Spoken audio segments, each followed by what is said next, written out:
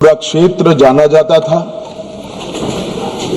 12 राज्य, 70% भूभाग और 20 करोड़ की आबादी एक क्षेत्र में रहते सभी आदिवासी भाइयों बहनों की ओर से आपका धन्यवाद करना चाहता हूं कि आपने इस चर्चा का आज यहां पर हमें परमिशन दिया। माननीय अध्यक्ष जी, वो सालों से चाहते थे कि इनका दर्द, इनकी वेदना, इनकी परेशानी, नक्सलियों द्वारा किया गया उनको अन्याय और उनके भविष्य को अंधेरे में घेरने वाली ये पूरी व्यवस्था एक बार देश की सबसे बड़ी पंचायत हमारी संसद में उजागर हो और पूरी दुनिया उसको जाने।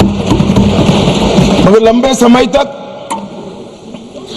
इसको मौका नहीं दिया गया और मुझे इस बात का भी बहुत खुशी है कि देश और हम सब के लिए बहुत महत्वपूर्ण एक घटनाक्रम जो 1970 से लेकर 2026 तक चला,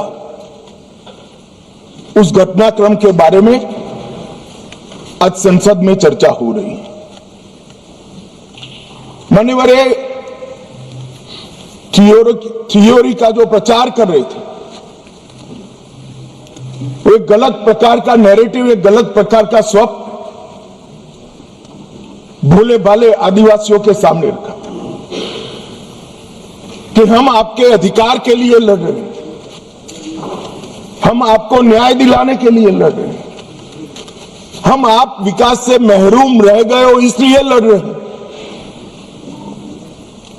मान्यवर, आज बस्तर से नक्सलवाद लगभग समाप्त हो चुका। बस्तर के अंदर हर गांव में एक स्कूल बनाने की मुहिम चली। बस्तर के अंदर हर गांव में राशन की दुकान खोलने की मुहिम चली। हर तहसील पंचायत में पीएचसी, सीएचसी बने, इनके आधार कार्ड बने, राशन कार्ड बने, 5 किलो अनाज मिल रहा है, गैस के चूल्हे वितरित होते जा रहे हैं। मैं इतना ही पूछना चाहता हूं, नक्सलवाद की जो लोग यहां पर वकीलात कर रहे थे उनको, कि ये 70 से अब तक क्यों नहीं मिला।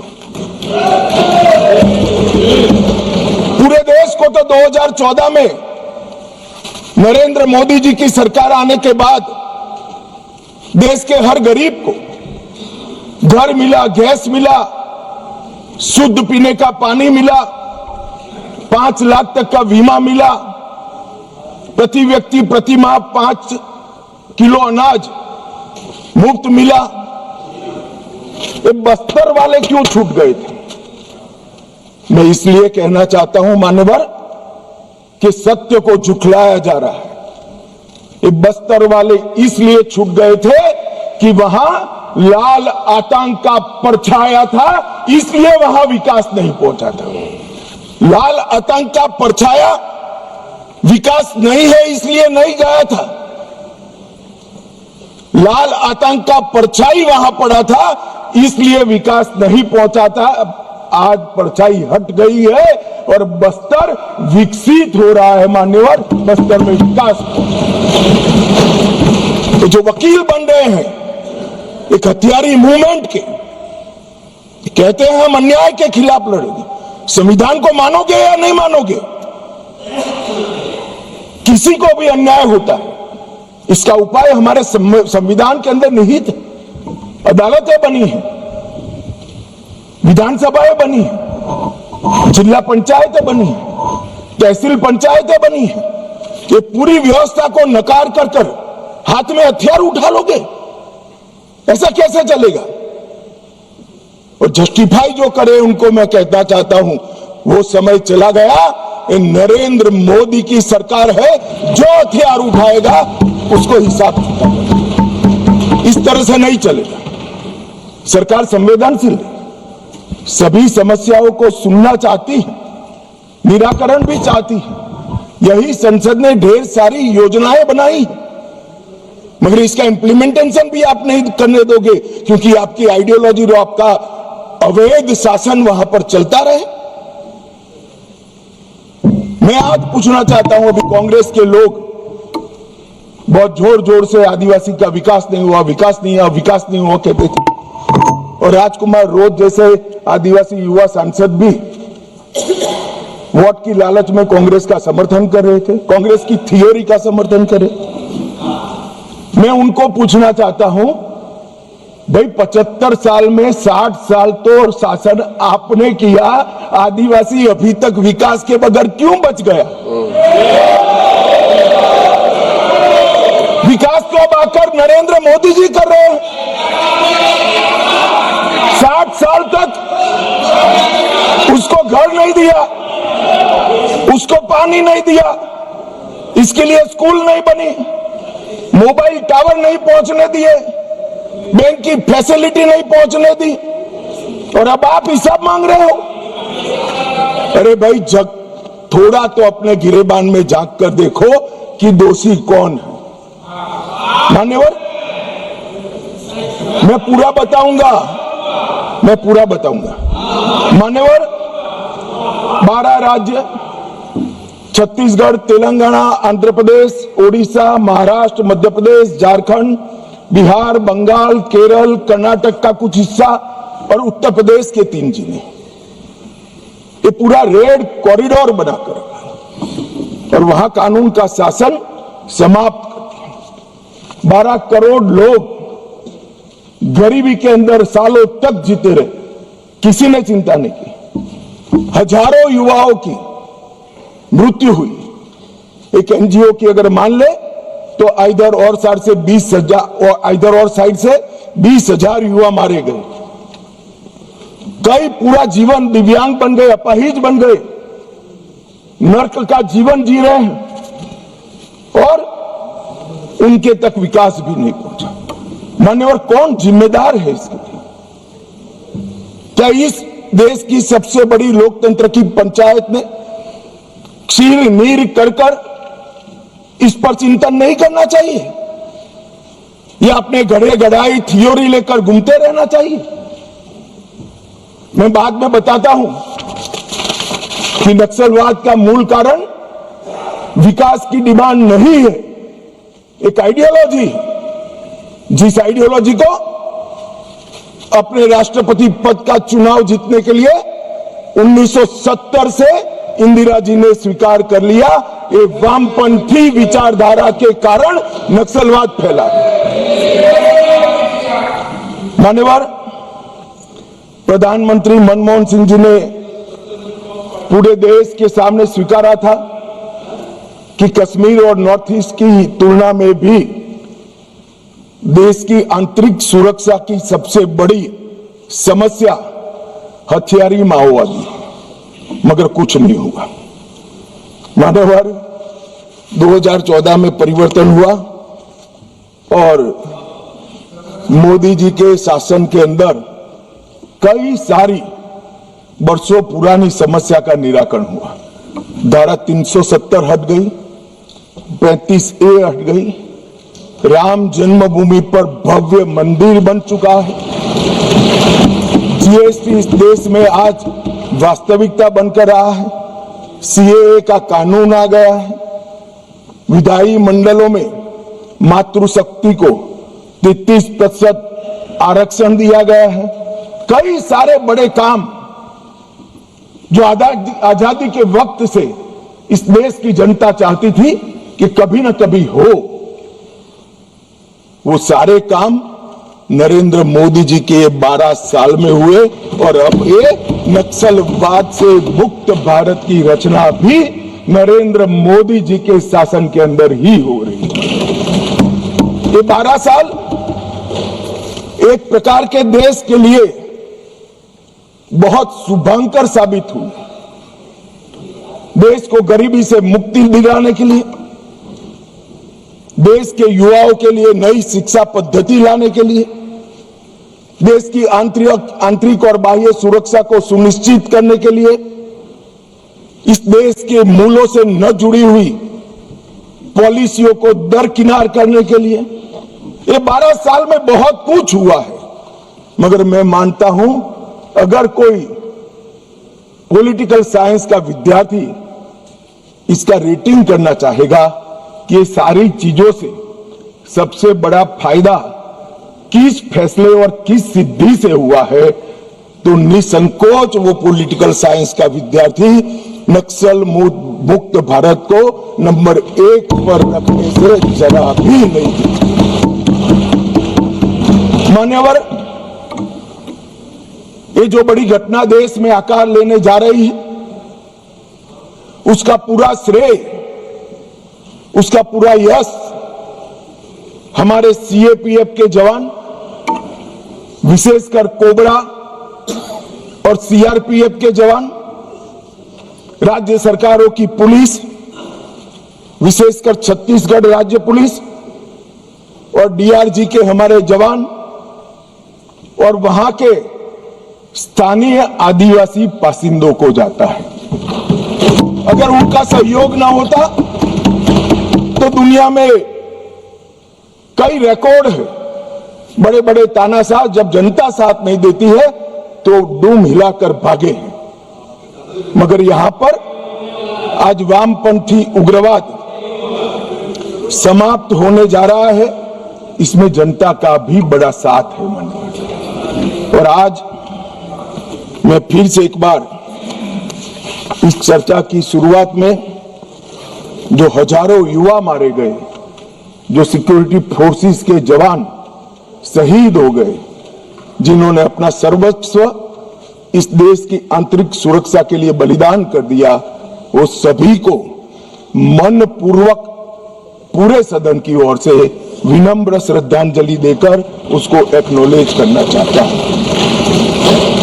मान्यवर, जो विचारधारा है इसका विकास से कोई लेन देन नहीं, विकास के मांग से भी कोई लेन देन नहीं।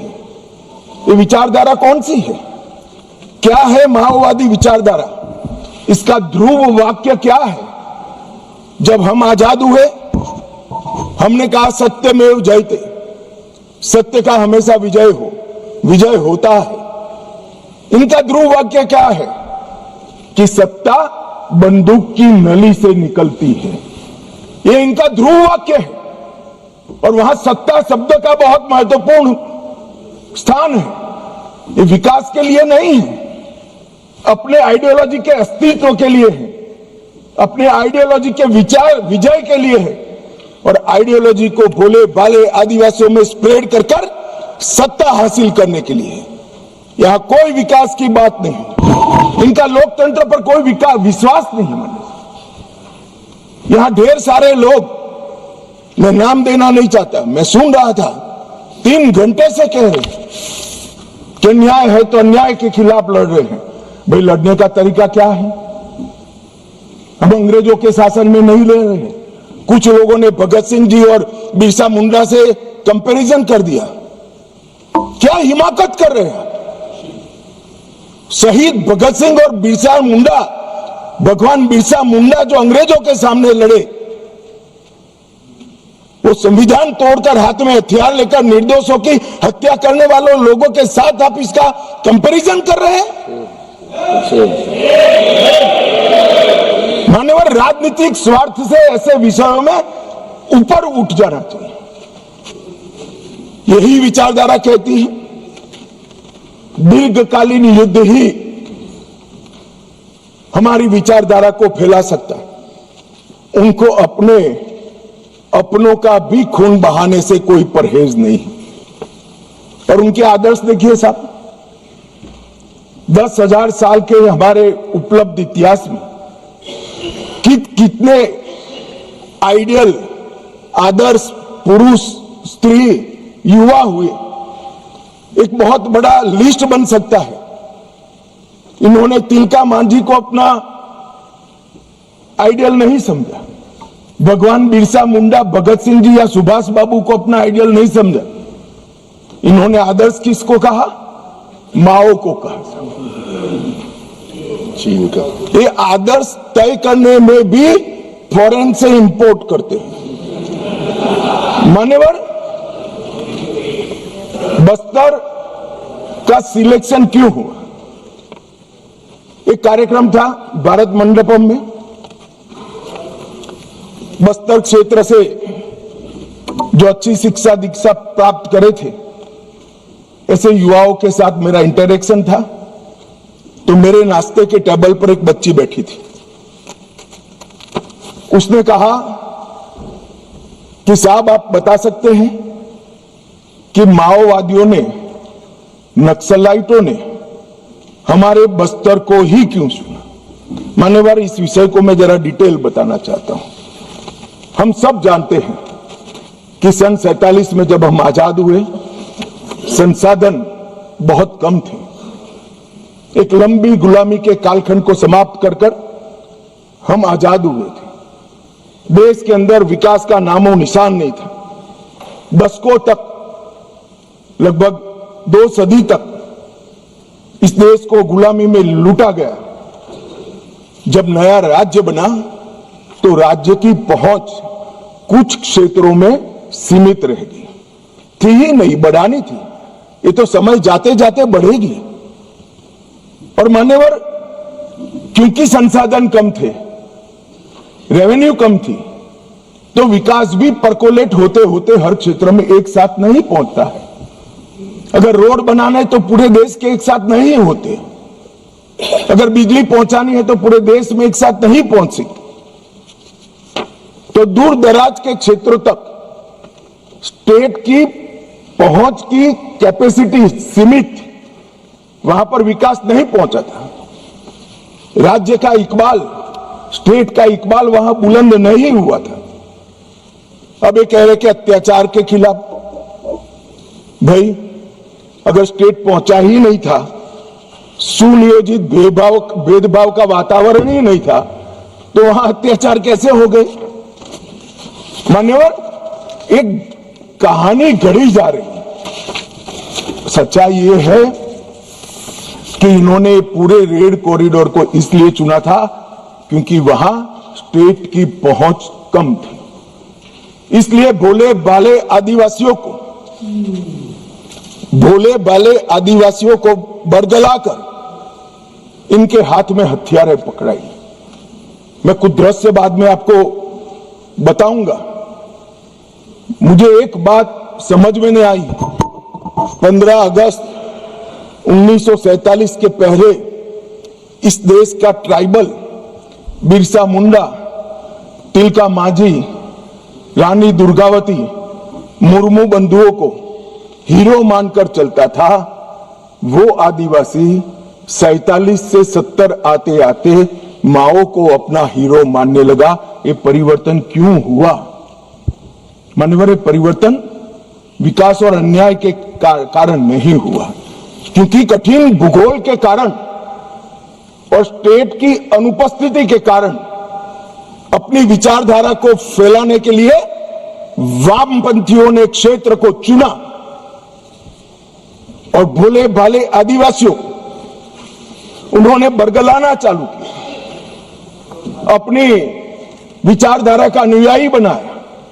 और थोड़ा आगे बढ़ने के बाद उनको लगा यहां तो अच्छा काम हो सकता है भाई, मगर ये पढ़ लिख जाएंगे तो हमारे साथ नहीं रहेंगे। स्कूलें जला दी, इनके बैंक अकाउंट खुल जाएंगे तो हमारे साथ नहीं रहेंगे। बैंकें जला दी, दवाखाने जला दिए और फिर कहे यहां विकास नहीं पहुंचा है। विकास को तो वामपंथी उग्रवादियों ने वो क्षेत्र में सालों तक नहीं पहुंचने दिया, जो अब नरेंद्र मोदी के शासन में वहां पहुंच रहा है, घर घर जा रहा है।